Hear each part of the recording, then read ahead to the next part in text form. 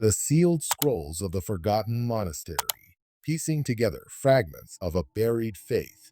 Mist clung to the steep mountainside, a thin veil that dampened the scent of pine trees and half submerged the ancient footpath that twisted upward. The sun remained hidden behind a ridge of jagged peaks, leaving the pass in a somber half-light. I had arrived in this remote region of stone and mist at the urging of local whispers, tales of a monastery lost to time, rumored to hold sealed scrolls that chronicled not only the faith it once embodied, but the hidden transformations that shaped an entire era. Legend said the monastery, perched on a perilous cliff, had been abruptly abandoned centuries ago, sealing inside it relics of a faith overshadowed by mainstream religious movements. For generations, the site had evaded explorers, whether by design of its mountainous labyrinth or by local taboo. But my curiosity had been stirred by a meager footnote in an old historical text referencing the sealed scrolls of the Mountain Brotherhood, discovered but never deciphered. So I made the journey, step by step, weaving up the path that goats or adventurous pilgrims once treaded.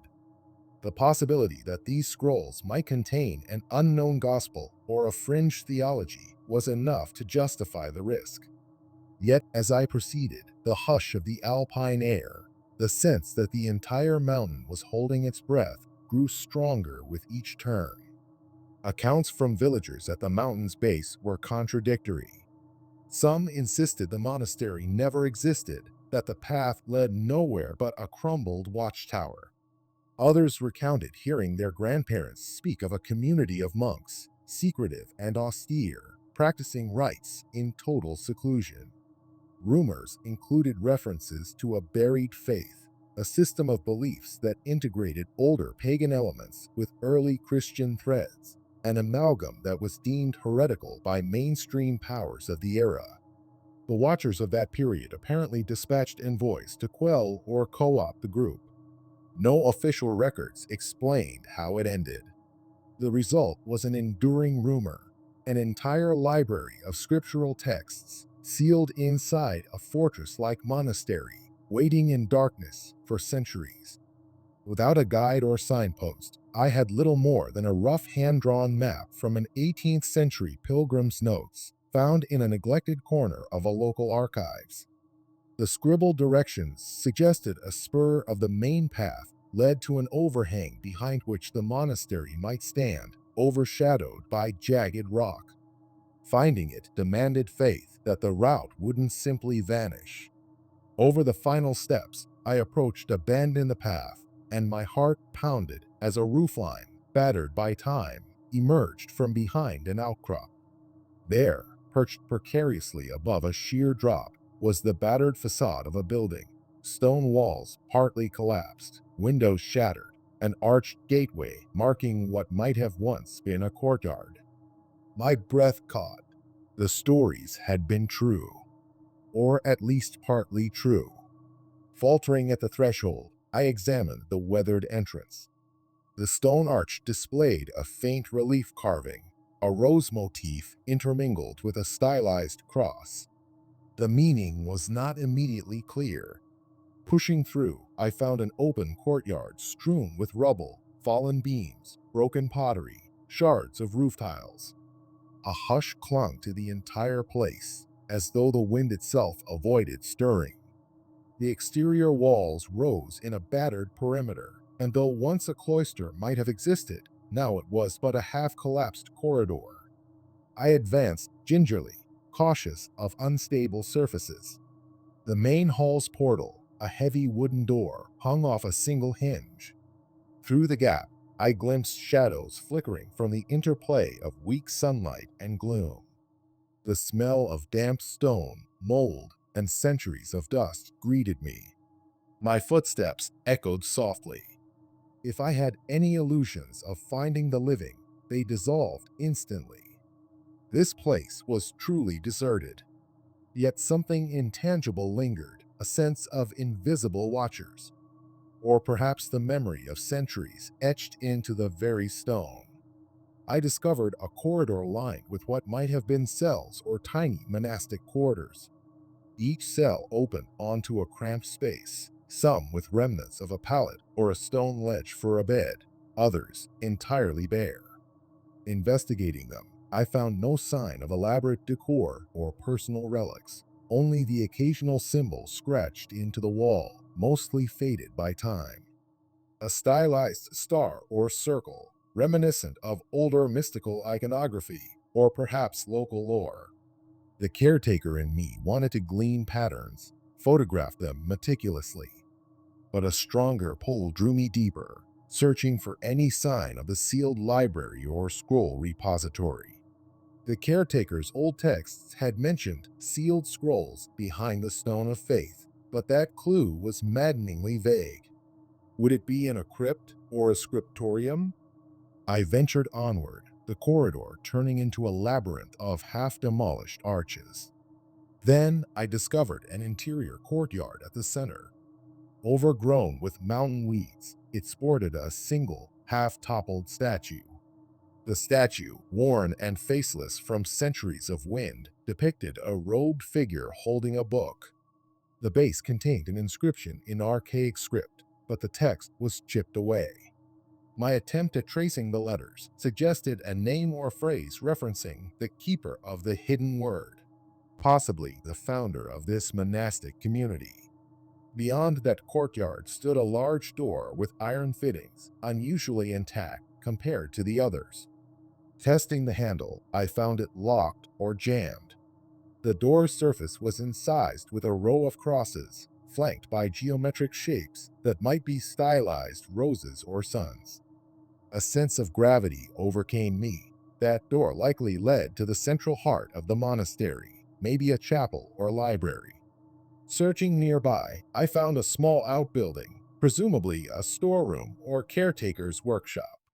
Inside lay scattered tools, half rusted. Among them, by providence, I discovered an ancient ring of keys. Hard to guess if they belonged to the monastery, but they looked old enough. Weighted with iron, some keys had intricately carved bows. Maybe, just maybe, one fit the library door. Returning, I tried them systematically. The third key gave a subtle click, letting the door shift a fraction. Heart pounding, I pressed my shoulder into it, hearing the scrape of a long disused mechanism. With effort, it creaked open, releasing a stale gust of air. Beyond was an antechamber leading to darkness. Raising my lantern, I advanced. The floor, dusty and strewn with debris, felt stable enough. The antechamber opened onto a larger chamber, presumably the main hall of worship. Rows of crumbling benches flanked a central aisle. At the far end, what might have been an altar, now just a stone block, partially collapsed. High above, an oculus or dome had caved in, letting in a shaft of pallid light that revealed dancing motes of dust. Yet no sign of any library or scroll. Then I glimpsed the side passage near the altar, hidden in shadow. Inside, a smaller room beckoned. The watchers might have called it a sacristy or a side chapel, but as I stepped inside, I recognized it as some sort of archival chamber. Shelves lined the walls, albeit many broken or empty. Disintegrating parchment and scraps of cloth that once wrapped volumes littered the floor. My pulse soared. This must have been their repository of texts. I rummaged carefully, mindful that centuries of damp might turn pages to pulp. Still, I found partial manuscripts, mostly indecipherable due to rot. Some carried script in an archaic Latin or an unfamiliar variant. Then, near the corner, I noticed a massive wooden chest bound in iron. Its lid was sealed by a padlock or rusted latch. I placed my lantern on a stable ledge and tested the ring of keys again. Miraculously, the smallest key slid into the corroded lock. A firm twist, a grunt of protest from the metal, and it clicked open. Inside lay several large scrolls, carefully tied with ribbons, plus smaller bundles of thin parchment. My heart pounded. This must be the sealed scrolls the rumors described. Even in the gloom, I could see the parchment was adorned with small, intricate illuminations, colorful but faded. The script was an odd combination of Latin letters and something else. My knowledge of archaic languages was enough to glean that this was not standard ecclesiastical Latin, possibly a mixture of Celtic or Gnostic influences. Some watchers might call it a heretical blend. I carefully unrolled one portion. The text referred to the divine rose of the earth and passages referencing an eternal bride. The theological flavor was unusual, discussing reincarnation, a maternal cosmic force, and references to apostolic lines that never integrated with mainstream Christianity. Another portion described a secret ceremony for "She who sleeps beneath the rose, grant us her blessing." The watchers might guess this was a syncretic cult, merging older mother goddess worship with monastic Christian trappings. The presence of crosses and references to the Christed One existed side by side with talk of the Earth's womb, bridging ideas not recognized by standard dogma. That explained the monastery's rumored fall. Possibly the mainstream church labeled them heretical, leading to forced closure or self-imposed exile. One margin note read, "We seal these truths until the day of blossoming. Let the scroll remain hidden from prying eyes." The storms approach. This final line implied they anticipated a crackdown. Indeed, the Watchers might consider that the official church or regional powers forcibly abandoned or destroyed the community. As I examined the next scroll, I discovered references to a war within the faithful, describing how the original caretaker was put on trial for despicable doctrines. This caretaker apparently refused to recant, believing the path to holiness involved uniting heaven with earth in a mystical bond. They wrote, "We will retreat to the mountain, beyond mortal interference, to preserve the old knowledge." The text ended abruptly, as though unfinished. My mind reeled with the significance. These scrolls showed an entire theology, bridging mainstream monotheism with older earth-based rites. They wrote of a buried faith kept alive in secret, enshrined in these pages. The Watchers might call it a lost Christian heresy, but from the tone, it felt more gentle than sinister. They spoke of communion with nature, an emphasis on compassion. So, how did it end so drastically? The only clue was a reference to the overshadowing gloom, suggesting that external condemnation forced them to seal the scrolls. Possibly the monastery was besieged or forcibly abandoned. The Watchers who glean these texts see a pattern repeated throughout history. Original spiritual movements overshadowed by official dogma, eventually purged or forced underground. Just then, a noise from the main hall startled me, like a shift in the rubble or a distant footstep. Tense, I placed the scrolls back gently. Could someone else be here? A caretaker, an intruder, or a random echo from a settling wall? The hush was too complete. I stepped out, scanning the shadows with my lantern. The old benches cast twisted silhouettes. No sign of a living figure. Possibly it was a stone dislodging from the crumbling roof. Nonetheless, an eerie presence pressed upon me. The Watchers might say the monastery's lost energies linger, or that the overshadowed guardians still watch over the texts. I tried to rationalize away my goosebumps, yet some intangible sense told me I was not alone. Another rumor the local villagers told me was that travelers at the site had felt an abiding gaze, as if the original monks never truly left. Maybe illusions, or maybe a spirit persisting in these stone walls. I forced myself to remain calm, returning to the archival chamber to gather some photographic documentation. But as I prepared to photograph the scrolls, my camera glitchily malfunctioned, lines of distortion on the screen. The Watchers among the paranormal crowd might interpret that as a sign of supernatural interference. Me, I blamed the damp environment, yet part of me was unsettled. In the end, I took a few quick images with my phone as backup. The watchers might cringe at the possibility that the phone's sensor fails as well, but it seemed to work, though the images were dark and slightly blurred. When I emerged from the building, the afternoon had waned, the world tinted with the glow of an early sunset. Clouds were drifting in, threatening an evening storm. The watchers among the local villagers had told me that storms in these mountains could be vicious, making the path treacherous. I debated whether to spend the night in the monastery, but that sense of intangible presence dissuaded me. I decided to risk the downward path. Tucking the scrolls into a protective case, I made my exit, hearing occasional rummaging in the corners, as if small animals scurried among the ruins, or perhaps illusions of movement.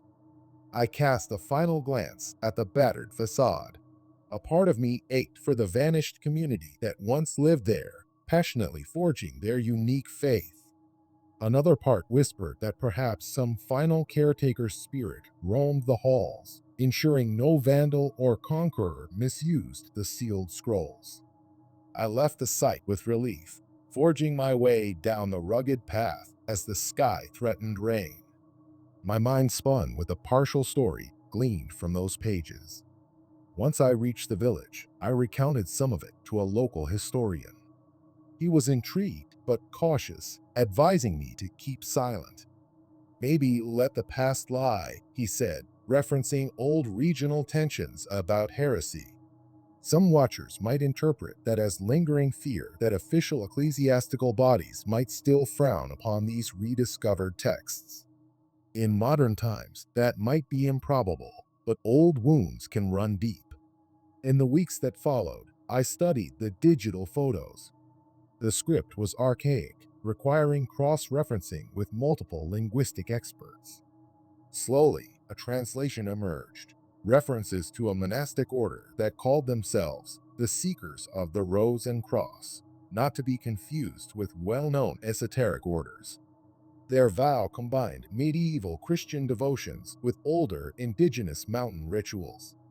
A significant portion of the text described healing practices, references to nature's cycles, and a theology that placed the earth as a living vessel of the divine. Another portion talked about how mainstream inquisitors arrived, labeling them heretics. Some watchers might call them a forerunner to certain Gnostic heresies. The final lines indicated the monks sealed their scrolls in a chest, trusting that a future generation might handle them more kindly. However, a partial mention described a suspected traitor among them, possibly leading persecutors to the monastery. The watchers interpret that as the impetus for the abrupt closure. The illusions about potential infiltration or betrayal might explain why the place was sealed so thoroughly. Some watchers also posit that a plague or famine might have contributed to the monastery's decline, but the text never explicitly states that. As I pieced together these revelations, I also uncovered hints that the sealed scrolls contained references to the hidden relic, an object that the monks revered as physical proof of their theology, possibly a saint's relic or a piece of a meteor they associated with cosmic divinity. The watchers might see a parallel to countless other rumored relics in Christian lore, from the Holy Grail to the Spear of Destiny. But these references were too cryptic, mentioning only the shard that binds heaven and earth. No sign of such an artifact turned up in the chest. Could it remain buried in the monastery's deeper catacombs? Another impetus to return. The watchers in local villages insisted no catacombs existed. Others suggested a secret vault might run under the cliff, but repeated storms might have caved it in. My curiosity soared, but the memory of the intangible presence in the ruin gave me pause. Possibly the Watchers are correct. Certain secrets remain undisclosed for reasons beyond mortal meddling. In the months that followed, translations of the sealed scrolls circulated quietly among a small circle of historians and open-minded theologians. Some embraced them as a precious window into a suppressed monastic tradition, part of the tapestry of alternative Christianities overshadowed by official dogma. Others dismissed them as half forgery, half nonsense. The watchers in conspiracy circles, upon hearing rumors, claimed the texts might point to a lost lineage of guardians who inherited knowledge from pre-Christian mystics. They see the mention of astral influences or references to older gods as evidence that these monks tapped into primal energies. For me, the real power of the scrolls lay in their heartfelt sincerity, the repeated emphasis on unity with the living earth, the dire warnings about dogmatic oppression, and the final heartbreak of sealing away their testament for a kinder future. The watchers might find the story incomplete, but it's enough to sense that these men and women of the mountain believed wholeheartedly in what they wrote. Possibly, in the swirl of power struggles, they chose secrecy as the lesser evil, hoping that, centuries hence, someone might read and preserve their worldview. As for the intangible presence that overshadowed the monastery, the watchers of the paranormal sphere might interpret it as the lingering spirits of those monks, or the echo of their faith etched into the stone. Others see it as a normal psychological effect conjured by the solitude and the gloom. I can only affirm that no single sense of that presence left me at ease. My dreams after the expedition were unsettled, visions of robed figures chanting in echoing corridors, the swirl of rose petals at an altar, and a single candle flickering in the wind.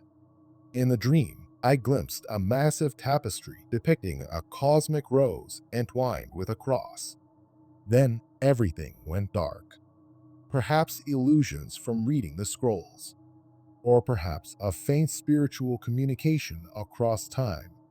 The watchers might speculate in both directions, but I remain uncertain. One detail that resonates strongly is the mention of the Rosary of Earth, a ritual that apparently took place at midnight on equinox nights.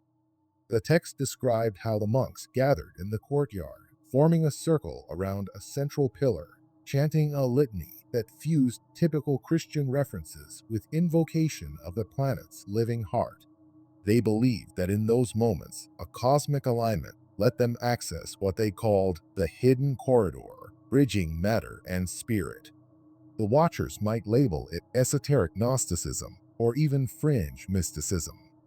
But the original text offered it not as a metaphor, but as a literal event, referencing phenomena like luminous orbs or a halo of silent thunder, possibly illusions or group hallucinations, or, if we trust them, something supernatural. In any event, the repeated references to the illusions overshadowing illusions signaled that the boundary between seen and unseen was thin at that location. This might explain the sense of intangible watchers I felt in the ruin. Maybe the leftover resonance from centuries of nightly rites remains etched in the site's environment. The watchers in New Age circles see this as a prime example of energy imprinting, the concept that repeated spiritual ceremonies charge a location with an intangible presence. One day, perhaps, a better resourced research team will arrive to systematically excavate and restore the monastery. They might unravel new rooms, discover more scroll caches, or find the rumored relic. That day might be overshadowed by local guardians or bureaucratic obstacles. Already, I sense a tension in how to handle the texts.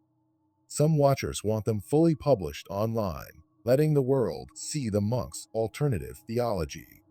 Others warn that if the texts are sensationalized, they might be subject to destructive condemnation from certain religious authorities or twisted into conspiratorial fodder by extremist groups. The watchers are split. Is truth best served by open disclosure or partial guardianship? My own vantage is that the world can handle the nuance. After all, we have recognized many alternative gospels or suppressed theologies in academic circles.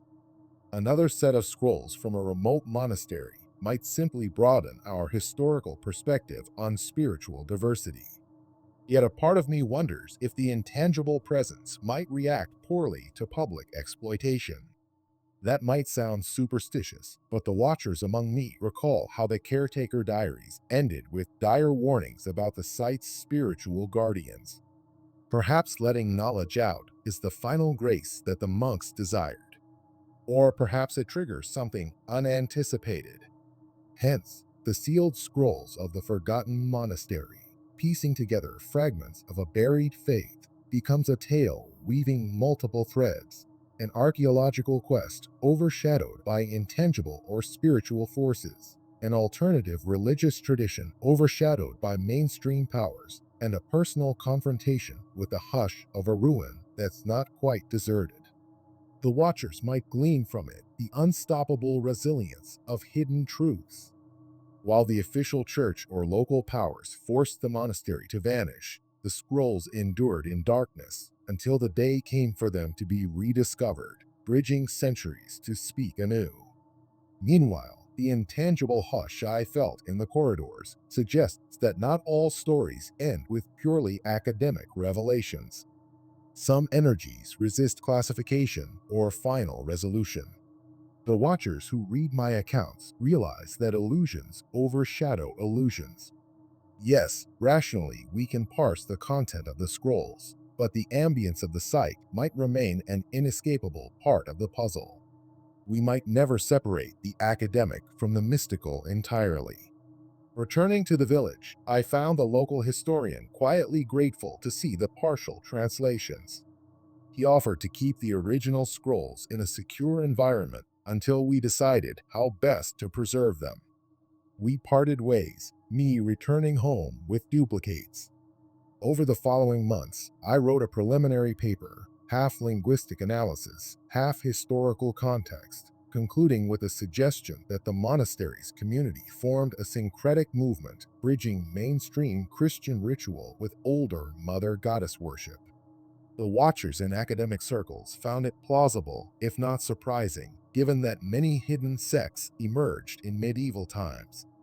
Yet the intangible dimension remained unaddressed in my formal writing, that I kept for personal reflection or for the watchers who ask about the intangible. Perhaps someday I'll release a separate essay describing the hush in the hall, the sense of watchers in the gloom, the meltdown of camera electronics.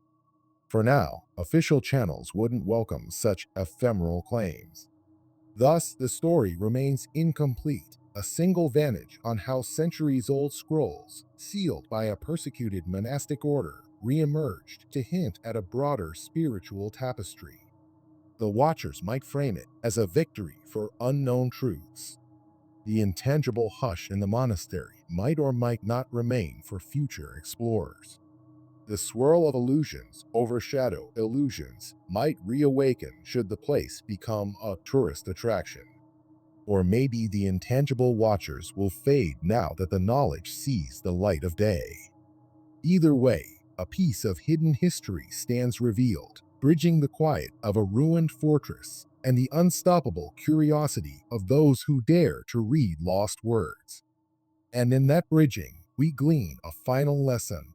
Illusions of the past can overshadow modern illusions, reminding us that there is always more to a faith, a building, or a historical footnote than meets the eye. The watchers reading might find comfort or disquiet in that knowledge.